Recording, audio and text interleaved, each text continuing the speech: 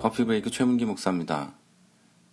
어떤 분이 이런 말씀을 하셨어요. 그분이 기자 생활을 20년 했다고 하는데 경험상 깨달아진 게 있답니다. 공적인 장소에, 사람들이 있는 장소에 나타나지 않는 사람들을 보면 항상 뒤가 구린 게 있었던 사람이다. 뭔가 있으니까 나오지 않더라. 이 얘기죠.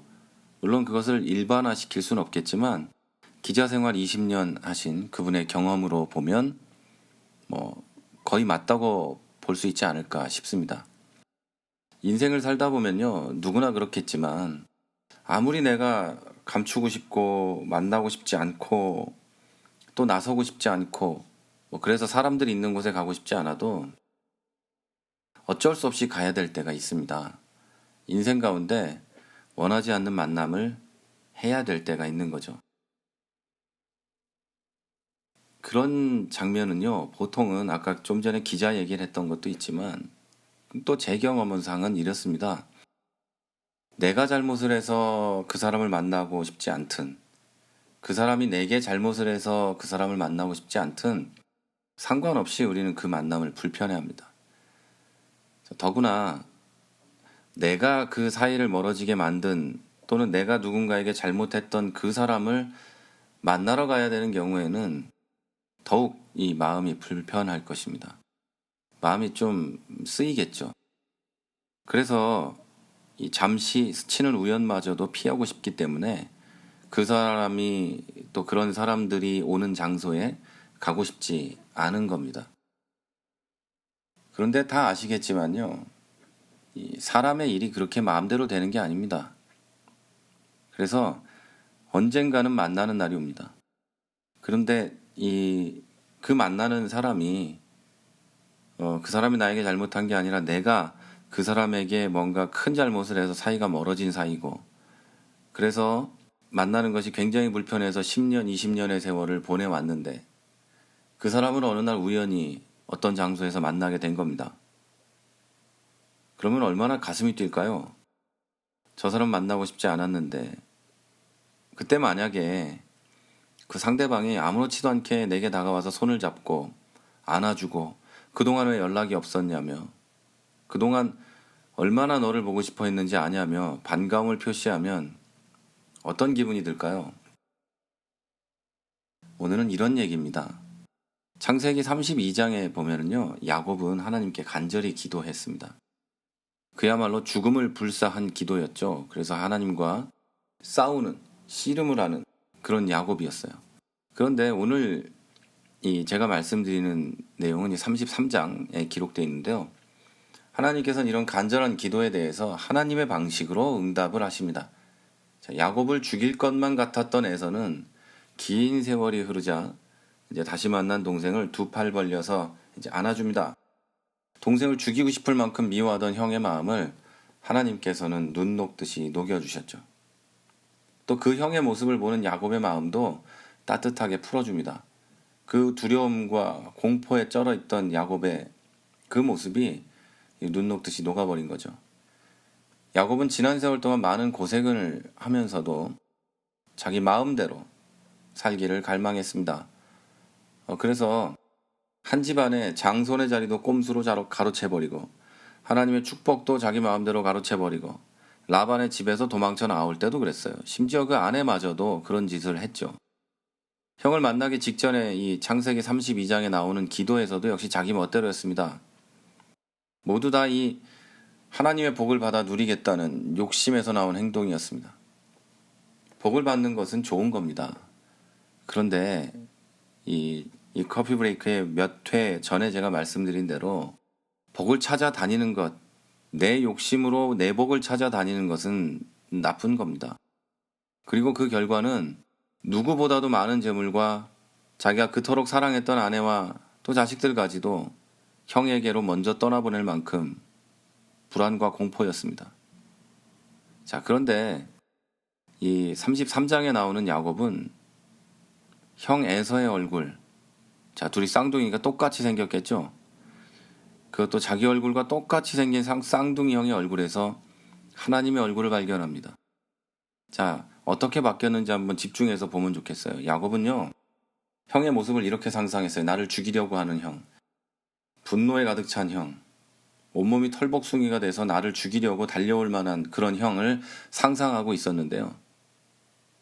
그 형이 지금 나와 똑같은 얼굴인데요. 그 형이 용서하는 모습에서, 나를 용서하고 받아주는 모습에서 그 불안했던 마음과 그 공포가 사라지고 평안이 그에게 찾아온 겁니다. 자, 우리는요, 이미 이런 용서의 품에 들어와 있습니다. 하나님의 얼굴을 보고 지난 세월을 고백하고 용서받고 이제 하나님을 만날 때 이 불안과 공포가 아니라 평안을 누리는 새로운 사람이 된 겁니다. 자, 그런데요, 그럼에도 불구하고 이 우리들 가운데는 하나님의 용서를 무용지물로 만드는 사람들이 있습니다. 그런 사람들은 어떤 사람들인가 하면 첫 번째는요, 이런 사람들이에요. 나의 하나님 아버지가 마치 폭군과 같아서 하나님 아버지가 아니라 내가 잘못하는 것만 노려보고 계시다가 딱 걸리면 두드려 패는 또는 죽이는 그런 폭군으로 알고 있다는 거죠. 그런데요, 하나님은 그런 분이 아니시잖아요. 저만 해도 하나님이 만약에 그런 분이시라면 이미 유명을 달리했을 겁니다. 비명 행사했을 거예요, 길 가다가. 아니면 가장 멋있게 벼락 맞아 죽었을 수도 있겠네요. 하나님이 만약에 그런 하나님이었다면 저뿐 아니라 굉장히 많은 분이 벼락 맞아 죽었을 겁니다. 다른 사람들이야 뭐 제가 평가할 일은 아니지만 아마도 그러지 않았을까 싶다는 뜻입니다. 이 방송을 듣고 계시는 분들이 벼락 맞을 일이 없겠지만 저는 뭐 목사로서 그렇게 잘한 일이 없는 사람이라 아마 벼락 맞았을 거예요. 그런데 하나님은요, 저를 용서하시고 지금도 받아주시고 심판의 때를 하루하루 미루시면서 제가 돌아오기를, 똑바로 살기를, 목사로서 바른 사람으로 살기를 기다리고 계시는 거죠. 그리고 제가 돌아오는 순간 용서하셔서 야곱이 본 에서의 얼굴로, 말하자면 하나님의 얼굴로 저를 맞아주시는 거죠. 그리고 저는 평안을 누리며 새로운 사람이 되는 거죠. 그런데 그 하나님을 믿는다고 하면서도 하나님이 나를 용서한다고 생각을 안 하는 거예요. 정죄하는 거죠, 내 스스로를. 자, 또 두 번째 또 어떤 사람들이 있냐면요, 하나님이 나를 무지하게 용서해 주시니까 뻔뻔하게 사는 사람들이 있습니다. 회개라는 것 자체를 안 하는 사람들이죠. 회개는 예수 믿는 순간 한 번만 하는 거고, 뭐 내 죄에 대해서는 하나님이 다 용서해 줬어, 뭐 그러면서 사는 거죠. 이단이죠. 근데 이런 이단 같은 마음을 가진 사람들이 기독교 교회 안에 많이 있어요. 한둘이 아닙니다. 뻔뻔하게 그지없죠. 그래서 이런 사람들은요, 좀 이단이 아닌 척 하려고 이런 짓 합니다. 하나님 잘못했어요, 용서해 주세요. 그리고 돌아서서 그 짓을 또 합니다. 그리고 또 하고 돌아와가지고 미안해요. 그리고 또 하고 돌아가요. 그리고서 일주일 동안 그따구로 살다가 다시 돌아와서 미안해요, 이러고 있죠. 이제 분명히 말하는데요, 성경은 그걸 회개라고 말하지 않습니다.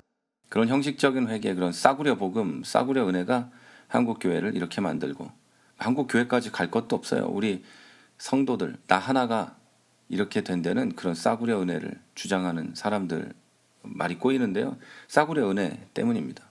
또 세 번째는요, 이런 게 있어요. 우리는 하나님께 용서를 받았어요. 그렇다면 우리는 반드시 누군가를 용서할 줄 알아야 됩니다. 자, 우리 입버릇처럼 외우는 주기도문은 이렇게 말합니다.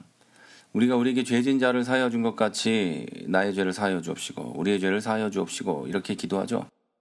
자, 용서는요, 내가 받았기 때문에, 하나님이 나를 사랑하셔서 나를 용서하셨기 때문에, 예수 그리스도께서 나의 용서를 위하여 십자가에 못 박혀 죽으셨기 때문에 그리스도를 따르는 우리는 다른 하등의 이유 없이 용서해야 됩니다. 나에게 누군가 잘못했을 때 그 사람은 무조건 용서해야 됩니다. 그 사람이 지은 죄에 대한 건 세상 법으로 평가하고 세상 법으로 판단하겠죠. 그런데 나는 그 사람을 용서할 줄 알아야 됩니다. 자, 용서만이 그 사람이 나의 얼굴에서 하나님의 얼굴을 보게 할 수 있는 겁니다. 자, 여러분, 오늘 이런 생각 한번 해보면 좋겠어요. 누군가에게 깜짝 놀랄 만한 용서를 받은 일이 있습니까? 그때 기분은 어떠셨는지 한번 생각해 보셨으면 좋겠어요. 또 여러분의 용서를 기다리는 사람이 혹시 있으십니까? 잘 한번 생각해 보면 있을지도 모르잖아요. 그 사람이 나에게서 연락을 끊은 게 그 사람 잘못 때문인 게 틀림없지만 그 사람이 나의 용서를 기다리며 나를 그리워하고 있을지도 모르잖아요. 그렇다면 여러분 용서하실 수 있겠습니까? 저도 그런 사람들이 있습니다. 목사라고 뭐 옛날 책들에 나오는 그런 성인 군자겠습니까? 똑같은 인격을 가진, 똑같은 성정을 가진 사람인데요. 저한테도 있습니다. 저는 용서해보려고 합니다. 그리고 제가 먼저 용서라는 표현보다 내가 미안하다고 말하고 싶습니다. 저는 이미 한 명, 두 명한테 그렇게 했어요. 자, 여러분, 제가 그렇게 했더니 마음이 평안해졌어요. 내가 먼저 미안하다고 했는데도 제 마음이 평안해졌습니다. 여러분의 얼굴을 통해서 그분이 또 어떤 사람이 하나님의 얼굴을 보게 될 수 있기를 바랍니다.